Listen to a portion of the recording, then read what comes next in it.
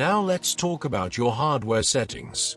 To enter the menu, press the gear icon, and in here you can make changes independently on both buses. You can change the bus interaction mode, as well as whether you enable or disable sending messages, or enable or disable the built-in terminating resistors. You can also change your bus speed settings on both channels independently.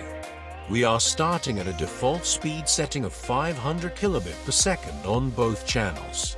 Finally, close this window to save your setting changes to your dongle. As you can see, the bus messages are already being displayed.